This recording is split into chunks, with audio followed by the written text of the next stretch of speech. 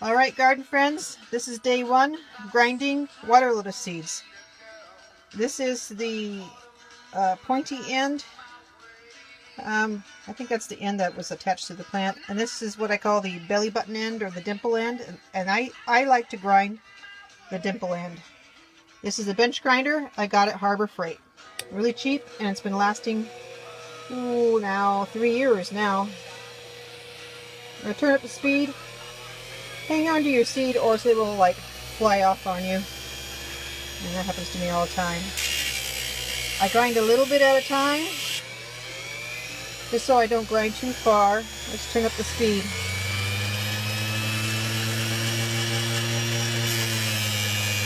Of course, when you turn up the speed, you gotta hang on even more, or else the seed will go flying. Just a little at a time until you see a tiny bit of white or light color. There you go, that's all you need. You don't need to grind it very far. Some people like grind theirs practically in half. I don't do that. Alright, here's my jar of water. Day one, let's see if it works. And that is not a keeper. See how it floats? Okay, these other ones I popped in and they're sinkers, so those will probably grow. This one unfortunately probably won't. And I usually get about a 99 percentile when I grind my seeds. So 1 out of 10 won't sprout. And that's pretty good actually. If these are old seeds, I think these seeds have got to be, oh gosh, maybe 3 years old, maybe older, I don't know. Depends on who had them before and if they had them in storage. Let's see if this one's a keeper. Here we go. Cross your fingers. That's a keeper. Alright, day one, water lotus seeds. And I have all these to go. This is day two of growing water lotus from seed. And the seeds have started to swell. And they'll get even bigger. And notice the water is, it looks like tea. And it has not even been 24 hours. So the next day, all you have to do is just rinse out the water.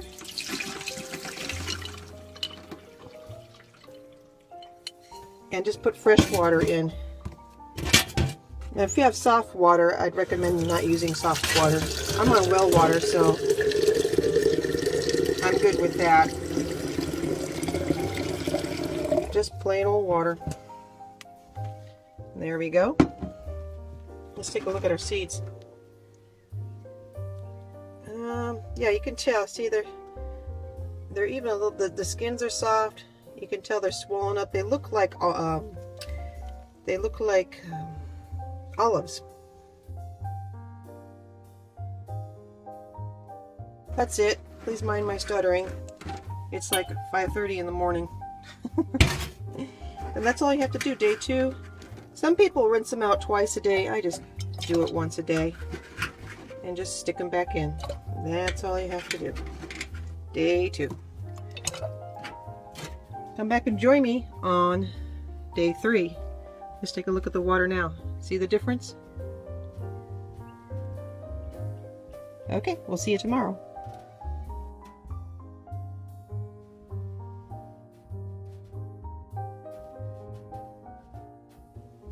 Hi, it's Gail here, back again. This is day 4 on how to grow lotus from seeds. I poured the seeds out of the jar and I rinsed them off, and we have little sprouts coming out. The first 2 days I had to rinse the seeds twice because the water was really dark, and if the water is really dark and you don't rinse it, it gets very stinky. And these are all doing pretty well. I only had 4 that didn't make it, and that's a good ratio. But when you rinse them and they start to get sprouty like this, be really careful, because you don't want to break your seedlings. They can grow, they can still grow if you break them, but there's also a chance they won't grow, so you just need to be careful. And remember, when you're first scoring your seeds, you don't need to score very far down, just a little nick until you see a tiny bit of white, and then the seeds will swell up and you'll get a sprout. I'm going to put these back in some fresh water some fresh tap water in the jar, and let's find out tomorrow how big our seeds grow. See you then. Good morning and welcome to day 5. Our sprouts are doing well. Okay, come back and see me again on day 6.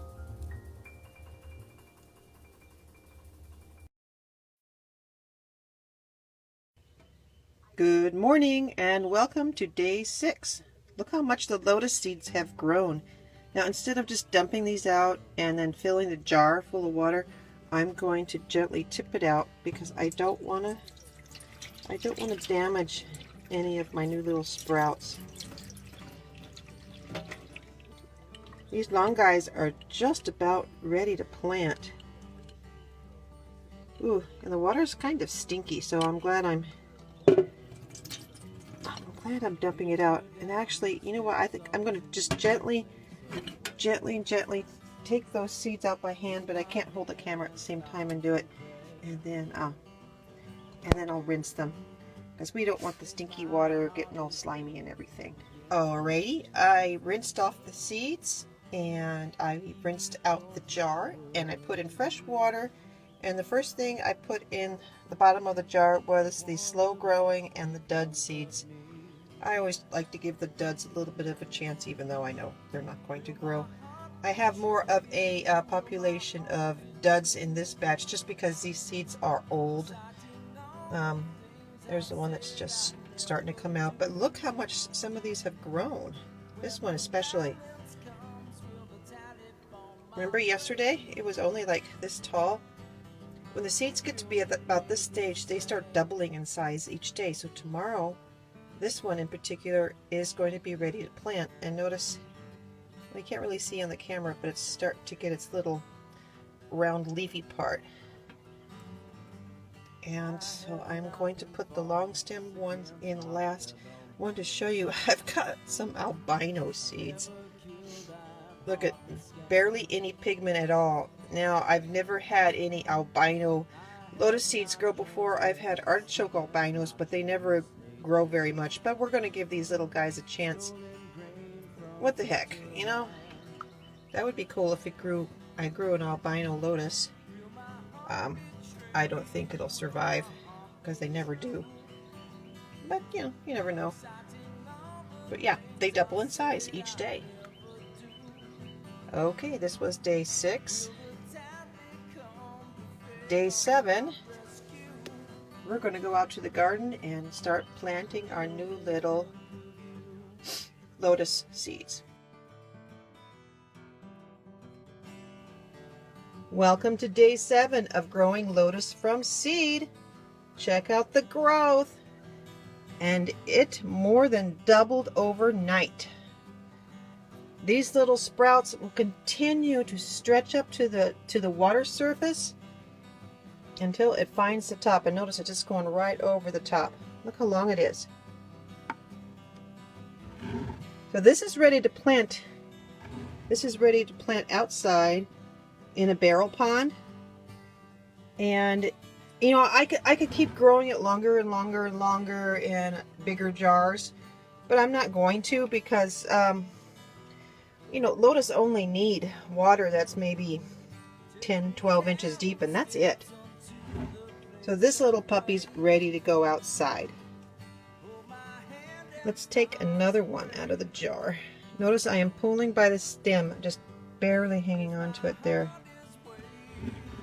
There we go. And the reason why I'm doing that is because if I just dump everything out of the jar, I risk breaking the plant, and I don't want to do that. It could stress out my little guys, and they might not survive. So just gently pull them out. And the ones that are barely sprouting, those can dump out. You won't hurt them, but these I pull out by hand. And I am going to change the water. See, it's still kind of tea-like looking. And here we go. Look how big that is. It got pretty big overnight. This albino one right here, I plan on planting that one in the shade to see how well it does since it barely has any pigment. I don't expect it will survive, but maybe it will. We'll have to see. Here we are. These are the ones I'm going to plant because they're, well, jar size. And I'm going to let these grow just for one more day. I think they need it. And I do have some ones that are just slow growers, so we're going to continue to change the water on this every day. This is day 7, and there really isn't any need to like rinse the seeds. All I did was gently pour the water out, and then I just refreshed it with new water. So I mean, you could rinse them if you want to, but there's really no need to do that. But just to prevent any stinky water or any debris from rotting in the water, just pour it out and replace it. So let's go outside and plant some lotus. It's really very simple. If you don't have access to clay soil media, then just use pea gravel. I've gone the route with kitty litter. I don't really like it. Pea gravel works great. And just fill the bottom with pea gravel and you'll be fine. Here's our little sprout. In my very early videos, I used modeling clay to anchor it down. But just with the pea gravel, and if you have soil, go ahead and use it. That should be fine to keep it anchored down.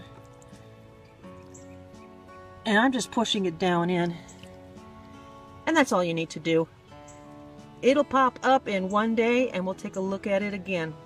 And that's it. Very simple. Do not fertilize at all the first season because it will fry your little baby lotus.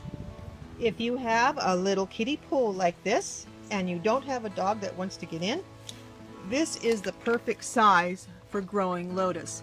It's just the perfect depth. It's only about 5-6 inches deep. This is some lotus I planted from seed last season and it's just starting to pop up again for this season. And I'm taking a look. Oh, it looks pretty good.